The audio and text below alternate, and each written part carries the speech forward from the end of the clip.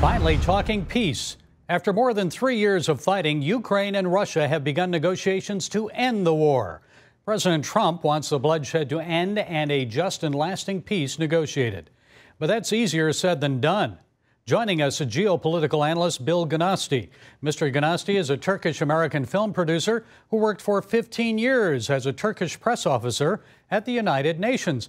Bill, it's a pleasure having you with us. So President Trump has praised Turkish President Erdogan as a great host of these peace talks. So why Istanbul, and what difference does having Erdogan in this process make to reaching an agreement?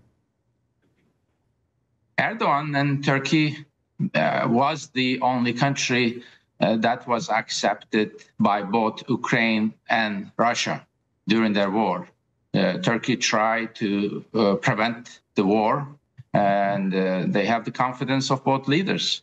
And he has the confidence, and Turkey has the confidence of both country and leaders, and that's why it's the natural place. But you have to give the credit to President Trump, because he's involved with this process, both publicly and privately. Well, let's talk a little specifics here, because it seems the Russian president wants everything without making concessions. He wants Crimea, maybe keeping Donbass, other areas of Ukraine that Russia doesn't currently occupy.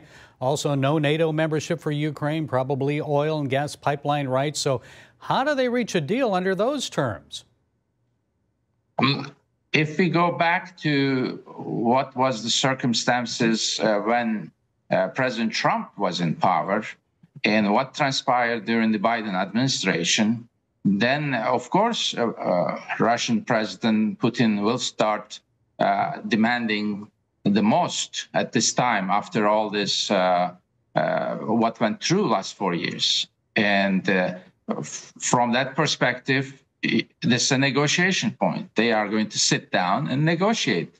At the end, they will decide on the current conditions. Unfortunately, 4 years passed, lots of bloodshed, and this is where we are. This is a reality of today. And Bill, no one's talking about the return of 20,000 Ukrainian children forcibly trafficked to Russia during the war, or about war reparations, war crimes. So how important are those issues to a lasting, lasting peace? Well, time will take place for these wounds to be closed. We cannot, no one can expect that everything to be resolved from one meeting. First, they have to agree on a lasting peace, and then they have to put down the issues that they have to further negotiate. And with the help of President Trump and with the help of President Erdogan, they are the two good, acceptable leaders to help two leaders of Ukraine and Russia and to resolve these problems over a long period of time. On another matter, Bill, affecting the Kurdish militia, the PKK, Kurdistan Workers' Party, says it's disbanding after 40 years of struggle against Turkey. So President Erdogan called it a historic development, a crossing of a critical threshold in the process of a terror-free Turkey. So like Turkey, the United States has designated the PKK a terrorist group. So what will this mean for Turkey, and especially the security of the Kurds in northern Syria and Iraq? Well, nobody, there's no place for terror. Terror started in Turkey by forces in 1980 in that area. And we don't have time, and there's no reason to go into the details of that thing, who started, why it started, how it started. It's good that it is ending. And when there is no, well, we are talking about a terrorist organization, right? PKK, everybody accepts it. And organization itself is dismantling and ending its, journey.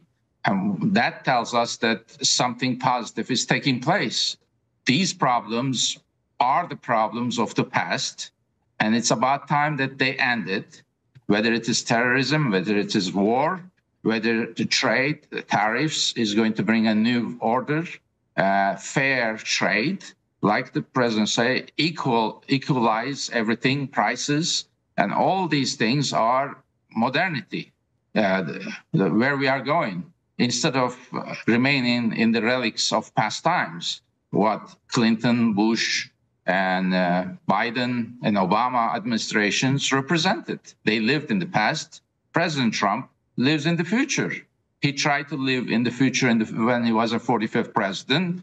They didn't allow him. They came up with all kinds of legal whatnots. And now, in the past 4 years, they created these two wars, one in Israel, one in Ukraine. And so to answer your question, PKK, I'm coming back to how it started, why it is ending. The wars are going to end. How did the Pakistan-India war suddenly flared up, and how did it end quickly? So they are all related. So you have to put it from that perspective, not just what's happening in Turkey, around Turkey, but it is good for the entire planet. Well, let's pray that it is relief and peace for the Kurds in northern Syria and also in Iraq. Filmmaker, geopolitical analyst Bill Ganasti. Thank you, Bill, for sharing your insights. We appreciate it. Thank you.